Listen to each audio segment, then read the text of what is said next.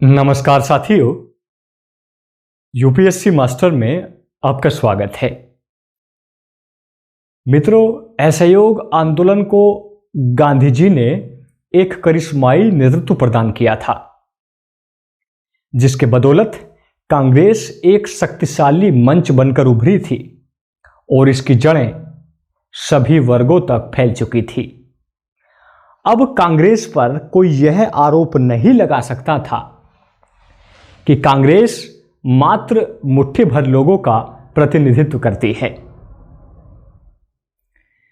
आंदोलन की प्रगति में गांधी जी ने 1 वर्ष के भीतर स्वराज्य दिलाने का आश्वासन दिया था। 1 वर्ष के भीतर स्वराज्य दिलाने का आश्वासन और स्वराज्य को परिभाषित न करना भी गांधी जी की एक बड़ी चाल थी। जनसमूह को यह लग रहा था कि गांधी जी ईश्वर तुल्य हैं, स्वराज्य शायद स्वतंत्रता है। तो देखते ही देखते जनसमूह रणक्षेत्र में कूद पड़ा था और असहयोग आंदोलन इतना लोकप्रिय हो गया था कि ब्रिटिश सरकार की चूलों को हिलाकर रख दिया था। इस स्थिति में जहां एक भय का माहौल विद्यमान था, इसे बड़ी सूझबूझ के साथ गांधी जी ने अपनी रणनीति से उत्साह में तब्दील कर दिया था। पर इसी उत्साह के बीच चोरी कांड हुआ। इसके बाद गांधी जी ने आंदोलन को वापस ले लिया और एक बार फिर से उत्साह का माहौल निराशा में तब्दील हो गया। गांधी जी की आलोचनाएं हुई, गांधी जी की छवि कमजोर हो गई। जहां आंदोलन की प्रगति में ब्रिटिश सरकार गांधी जी को गिरफ्तार नहीं कर पा रही थी, वहीं मार्च 1922 में गांधी जी को गिरफ्तार कर लिया गया। गांधी जी की गिरफ्तारी के साथ राष्ट्रीय आंदोलन एक बार फिर से नेतृत्वहीन हो गया और देश में राजनीतिक शून्यता की स्थिति विद्यमान हो गई। इसी स्थिति का लाभ उठाते हुए ब्रिटिश सरकार ने 1816 का बंगाल का तीसरा अधिनियम लागू किया, जिसके चलते गिरफ्तारियां और लोगों पर मुकदमे दायर करना आम बात हो गई। देश में चारों तरफ उदासी का माहौल था। इसी उदासी के और मोहभंग की परिस्थिति में चित्तरंजन दास और मोतीलाल नेहरू ने राजनीति को एक नई दिशा देने की कोशिश की, या हम कहें राजनीति में एक नई जान फूंकी। और स्वराज्य जो अब तक गांधी जी ने अपना लक्ष्य बनाया हुआ था, इसी स्वराज्य प्राप्ति को उन्होंने विधानमंडल में ले जाने की कोशिश की। या दूसरे शब्दों में, जो गांधी जी ने असहयोग आंदोलन चलाया हुआ था, उसी आंदोलन को उन्होंने विधानमंडल में ले जाने का प्रयास किया। यही प्रयास उनका 1922 से 1929 तक जारी रहा। इसी अशांति के माहौल को हम स्वराज्य आंदोलन के रूप में देख सकते हैं। इस आंदोलन का नेतृत्व किया स्वराज्य पार्टी ने, जो इस लेक्चर का मेन टॉपिक है। इस लेक्चर में हम ब्रीफली डिस्कस करेंगे स्वराज्य आंदोलन के पीछे कौन कौन सी परिस्थितियां रही उनका। हम जानेंगे कांग्रेस खिलाफत स्वराज्य पार्टी का गठन किन किन नेताओं ने मिलकर किया, इस पार्टी के क्या क्या उद्देश्य निर्धारित किए और इन उद्देश्यों को प्राप्त करने के लिए उन्होंने क्या कार्यक्रमों को अपनाया। साथ ही हम जानेंगे स्वराज्य आंदोलन के पतन के कारण और अंत में हम करेंगे इसका मूल्यांकन। जैसा कि हम जानते हैं कि 1921 का अधिवेशन अहमदाबाद में हुआ था। इस अधिवेशन की अध्यक्षता हकीम अजमल खां ने की थी और इस अधिवेशन में गांधी जी को कांग्रेस का सर्वेसर्वा घोषित कर दिया गया था और कांग्रेस कार्यकारिणी के सभी अधिकार उनके हाथों में सौंप दिए गए थे। साथ ही निर्णय लिया गया था कि कांग्रेस अगले स्तर पर सविनय अवज्ञा आंदोलन को चलाएगी। चोरी कांड के पश्चात गांधी जी ने 12 फरवरी 1922 को असहयोग आंदोलन वापस ले लिया। इस असहयोग आंदोलन को वापस लिए जाने के पश्चात असहयोग आंदोलन जांच समिति का गठन किया गया कांग्रेस के द्वारा, जिसे इस बात की जांच करनी थी कि क्या देश सविनय अवज्ञा आंदोलन को चलाने के लिए तैयार है अथवा नहीं। इस समिति ने जांच में यह बताया कि लोगों में ऊर्जा नहीं है। अभी देश इस हालत में नहीं है कि नया आंदोलन शुरू किया जा सके। जैसे ही इस समिति की रिपोर्ट प्रकाशित हुई तो कांग्रेस दो खेमों में बंट गई। पहला खेमा था अपरिवर्तनवादी और दूसरा खेमा था परिवर्तनवादी। ये दोनों ही खेमे गांधी जी की नीतियों से संबंधित थे। अपरिवर्तनवादी खेमा वो खेमा था जो गांधी जी की नीतियों में विश्वास रखता था। इस खेमे का यह मानना था कि कांग्रेस को अगले चरण में सविनय अवज्ञा आंदोलन शुरू करना है, इसलिए यह जरूरी है कि कांग्रेस व्यापक स्तर पर रचनात्मक कार्यक्रम को अपनाए ताकि जन जागरूकता को बढ़ाया जा सके और जितना जनाधार असहयोग आंदोलन में रहा है उससे कहीं अधिक सविनय अवज्ञा आंदोलन देखने को मिले। इस खेमे का नेतृत्व कर रहे थे सी राजगोपालाचारी और अन्य नेता थे राजेंद्र प्रसाद, सरदार पटेल इत्यादि। जबकि एक खेमा ऐसा था जिसे परिवर्तनवादी के नाम से जाना जाता है।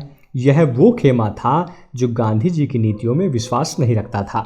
इस खेमे का यह मानना था कि गांधी जी ने असहयोग आंदोलन में 1919 के अधिनियम के आधार पर जो चुनाव होने हैं उनके बहिष्कार का कार्यक्रम अपनाया है, तो हमें विधानमंडल के जो चुनाव है उसके बहिष्कार को त्याग देना चाहिए और गांधी जी के असहयोग आंदोलन को विधानमंडल में ले जाना चाहिए। अर्थात यह खेमा ये मान रहा था कि सरकार की मान में सरकार को मात देनी चाहिए। इस खेमे का नेतृत्व कर रहे थे CR दास और इनके सहयोगी थे मोतीलाल नेहरू। इसके अलावा जिन्ना, विट्ठल भाई पटेल, नेहरू, सुभाष इत्यादि प्रमुख नेता थे।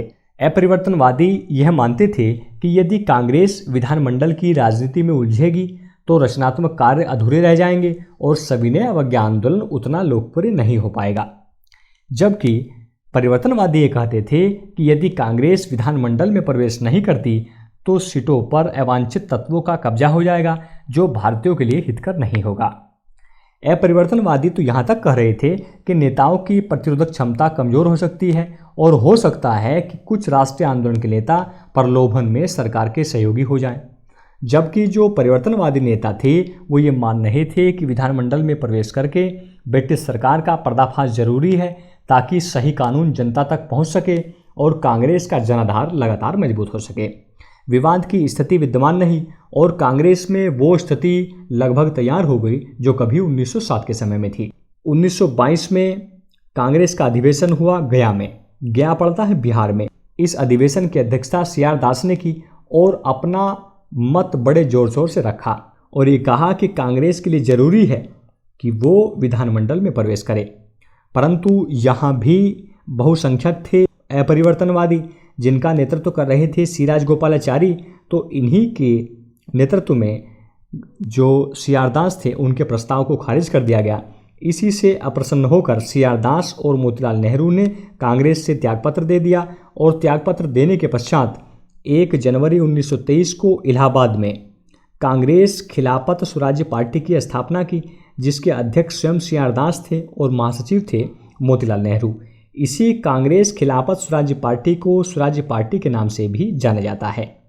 इस पार्टी के लक्ष्य रखे गए भारत को स्वराज्य दिलाना और परिषद में प्रवेश कर असहयोग आंदोलन के कार्यक्रम को अपनाना और असहयोग आंदोलन को विधानमंडल में खींचकर आंदोलन को सफल बनाना और सरकार की नीतियों में अड़ंगा डालना विधानमंडल में प्रवेश करके। इसी के लिए कार्यक्रम निर्धारित किए गए जो बांटे जा सकते हैं 2 भागों में। परिषद के अंदर उनके क्या कार्यक्रम थे और परिषद के बाहर उनके क्या कार्यक्रम थे।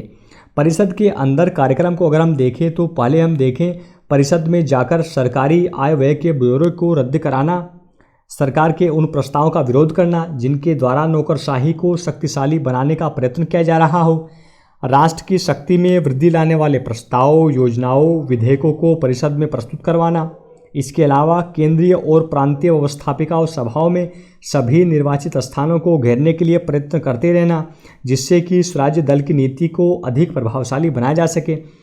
इसके अलावा हमेशा सत्याग्रह के लिए तैयार रहना और यदि आवश्यक हो तो पदों का त्याग भी कर देना।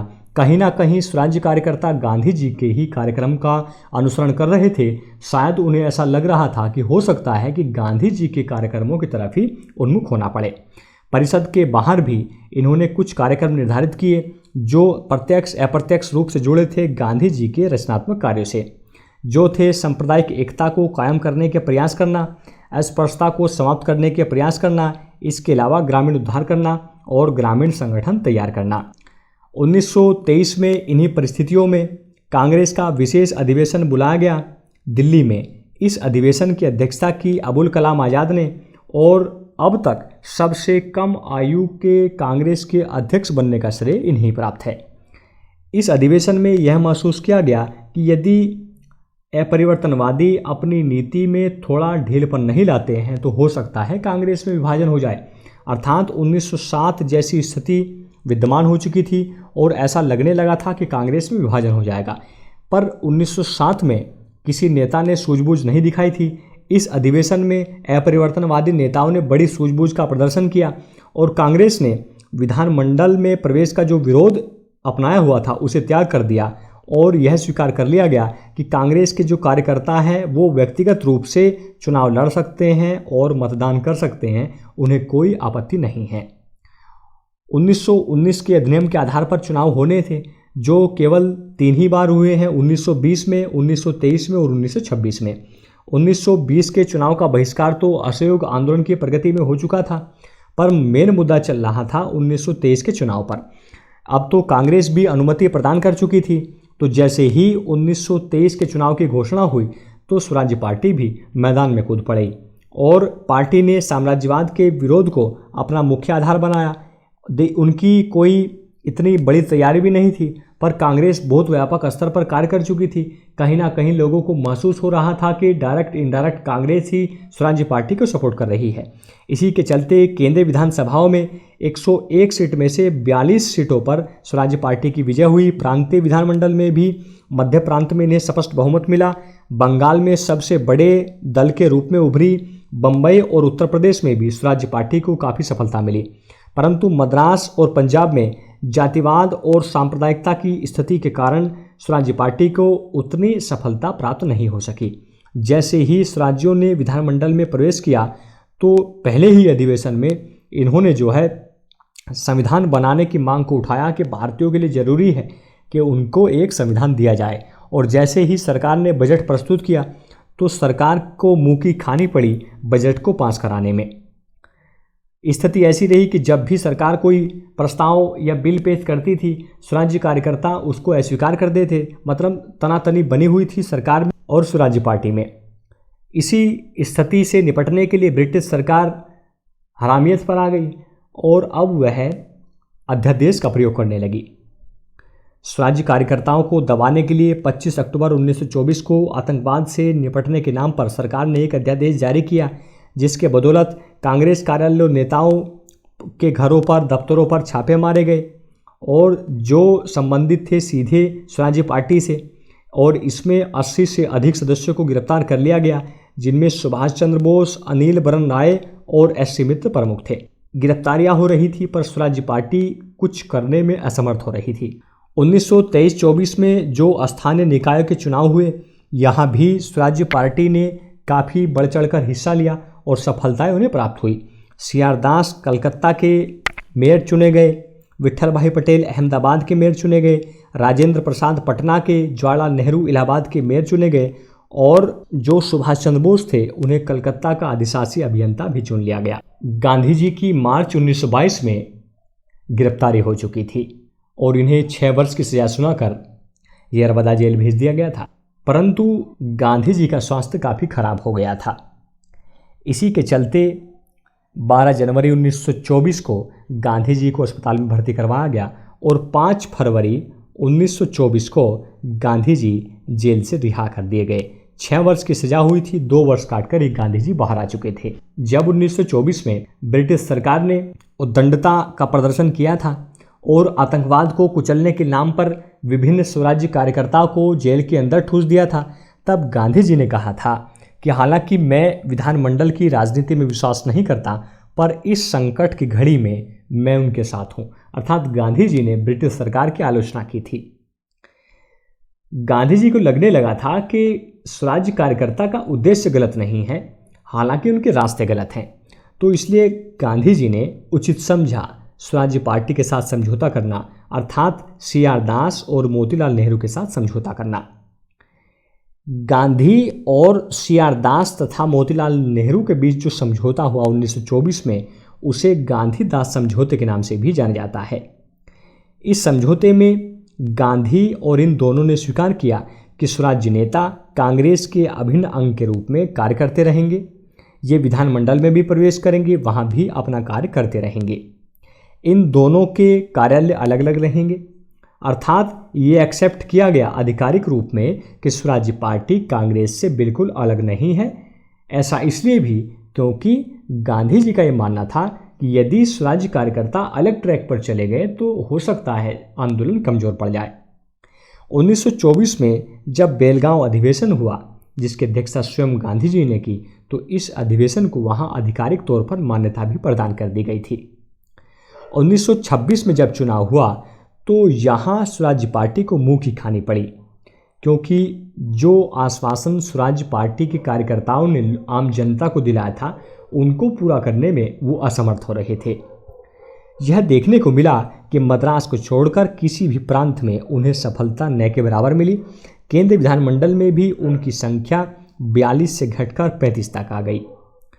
पर कम समर्थन होने के बावजूद भी कई स्थानों पर स्वराज्य पार्टी ने स्थगन प्रस्ताव लाने का कार्य किया। जैसा कि हम देखते हैं कि 1928 में पब्लिक सेफ्टी बिल जब प्रस्तुत किया जा रहा था, तो स्वराज्य पार्टी के अधीन रहते हुए ही मोतीलाल नेहरू ने इसका विरोध किया था और उसे गुलामी नंबर 1 कहा था। ऐसा क्या कारण रहा कि स्वराज्य पार्टी इतनी जल्दी से अस्तित्व में आई और एकदम से इसका पतन हो गया?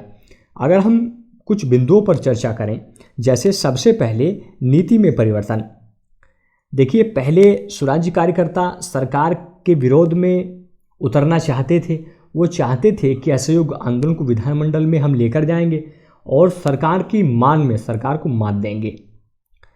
पर गई तो थी असहयोग करने के लिए। जब असहयोग सफल नहीं हुआ तो सरकार का सहयोग इन्होंने शुरू कर दिया था। इसी के चलते जो राष्ट्रवादी स्वरूप इसने अपना कायम किया था और जो अपना आकर्षण इसने क्रिएट किया था, वो कम पड़ने लगा था। उसके बाद हम देखें, 16 जून 1925 को सीआर दास की मृत्यु हो गई थी और इसी के साथ स्वराज्य पार्टी पर संकट के बादल मंडराने लगे थे, क्योंकि मोतीलाल नेहरू उतने सशक्त नेता नहीं थे जितने सीआर दास। इसी के साथ हिंदू मुस्लिम दंगे भी हुए। जिन्ना मोतीलाल नेहरू का विवाद भी हो गया। मोतीलाल नेहरू पर तो हिंदू हितों की बलि चढ़ाने के आरोप लगाए गए और मुसलमानों ने भी आरोप लगाया कि उनके हितों की अनदेखी की जा रही है। हम देखते हैं स्वराज्य पार्टी में विभाजन भी हो गया और स्वराज्य पार्टी 2 गुटों में बंट गई। पहला गुट था प्रत्युत्तरवादी गुट। यह सरकार के साथ सहयोग करने का इच्छुक था, वो भी हिंदू हितों की रक्षा के लिए। इस गुट के नेता थे एस.सी. केलकर, एम.आर. जयकर, लाला लाजपत राय। ये जो है सरकार के प्रति सहयोग की नीति का अनुसरण कर रहे थे और इनमें भी हम देखें, एस.पी. तांबे नेता सबसे ज़्यादा प्रमुख थे। इन्होंने गवर्नर की कार्यकारिणी में मंत्रिपरिषद को स्वीकार भी कर लिया था। एक गुट था अप्रत्युत्तरवादी गुट। ये सरकार का और प्रत्युत्तरवादी दोनों गुटों का विरोधी था। प्रत्युत्तरवादी गुट के ही नेता थे मोतीलाल नेहरू। ये जो है 1925 में इन्होंने थल सेना के भारतीकरण के लिए बनाई गई कमेटी इंडियन सैंडहर्स्ट कमेटी का सदस्य बनना स्वीकार कर लिया था। इस समिति के अन्य सदस्य थे मोहम्मद अली जिन्ना, एम रामचंद्र राय, जबकि समिति के अध्यक्ष थे सर एंड्रू अस्किन। इस कमेटी को जांच करनी थी कि कौन कौन से उपाय द्वारा किंग कमीशन में भारतीय अभ्यर्थियों की आपूर्ति की जा सकती है। इसके अलावा काश्तकारी बनाम जमींदारी मामले पर भी स्वराज्य अपना स्पष्ट मत प्रस्तुत नहीं कर पाए। अधिकांश स्वराज्य नेता जमींदार वर्ग से संबंधित थे। इसी विवाद में जो है काश्तकारों के हित का समर्थन नहीं करते थे, इनके हितों की लगातार अवहेलना करते थे। यही वजह रही कि स्वराज्य पार्टी पर किसानों का या काश्तकारों का समर्थन न के बराबर रहा। पर ऐसा नहीं है कि स्वराज्य पार्टी आई और बादल की तरह छटकर रह गई। इसकी कुछ सफलताएं रही तो कुछ असफलताएं भी रही। देखिए, सबसे पहली इसकी सफलता हम देखें कि 1919 के अधिनियम का महिमा मंडन ब्रिटिश सरकार द्वारा किया गया था, परंतु स्वराज्य पार्टी ने यह दिखा दिया था कि यह अधिनियम बिल्कुल खोखला है। इसी वजह से इसके मूल्यांकन के लिए ब्रिटिश सरकार द्वारा 1924 में मूडमैन कमेटी का गठन किया गया था। यह स्वराज्य पार्टी की ही देन है। मध्य प्रांत बंगाल के मंत्री अपना वेतन बढ़ाना चाहते थे। इस उद्देश्य के लिए इन्होंने एक बिल भी विधानमंडल में पेश कर लिया था, परंतु स्वराज पार्टी के कार्यकर्ताओं ने उसे अस्वीकार कर दिया था ताकि देश पर जो है वित्तीय भार न बढ़े। सरकार पर इन्होंने प्रेशर डाला था कि रिस्पॉन्सिबल गवर्नेंस के लिए एक गोलमेज सम्मेलन बुलाया जाना चाहिए। साथ ही टाटा उद्योग को संरक्षण देने के लिए भी इस पार्टी ने लगातार ब्रिटिश सरकार पर दबाव कायम किया था। टाटा उद्योग तो चला है अपनी किस्मत की वजह से। आप देखिए, जब इसकी स्थापना हुई कुछ समय के पश्चात प्रथम विश्व युद्ध शुरू हो गया था। अगर प्रथम विश्व युद्ध शुरू नहीं होता तो ब्रिटिश सरकार की तो पॉलिसी यही थी कि तो माल जो है तैयार करवा के इंग्लैंड से लाते थे ताकि वहाँ की इंडस्ट्री डेवलप हो। फिर भी जो है स्वराज्य कार्यकर्ता अड़े रहे और हर लिहाज से चाहते रहे कि जस तस टाटा उद्योग को संरक्षण सरकार देती रहे। इसी पार्टी के प्रयासों से विट्ठल भाई पटेल सेंट्रल लेजिस्लेटिव असेंबली के अध्यक्ष चुने गए 1925 में। जो इस पद पर चुने वाले पहले भारतीय थे। ये भी स्वराज पार्टी की सफलता ही रही है, परंतु इसकी कुछ विफलताएं भी रही हैं। जैसे इसका मूल उद्देश्य था ब्रिटिश सरकार का विरोध करना और शेर की मान में शेर को मात देना, अर्थात विधानमंडल में ब्रिटिश सरकार का विरोध करना। देखिए, ये करते भी थे, मतदान से किसी भी बिल को अस्वीकार कर देते थे, परंतु हुकूमत अध्यादेश से उसे पास करवा देती थी। जैसा कि हमने देखा 1924 में ब्रिटिश सरकार ने जो है उद्दंडता का प्रदर्शन किया था और आतंकवाद कुचलने के नाम पर विभिन्न कार्यकर्ताओं को अंदर ठोस दिया था। यह अपना जनाधार लगातार घटा रही थी, वो इसलिए क्योंकि इसका जो कार्यक्रम था, उद्देश्य था, वो बिल्कुल स्पष्ट नहीं था। गए थे विधानमंडल में ब्रिटिश सरकार का विरोध करने के लिए, अंततः उन्हीं का समर्थन करने लगे थे।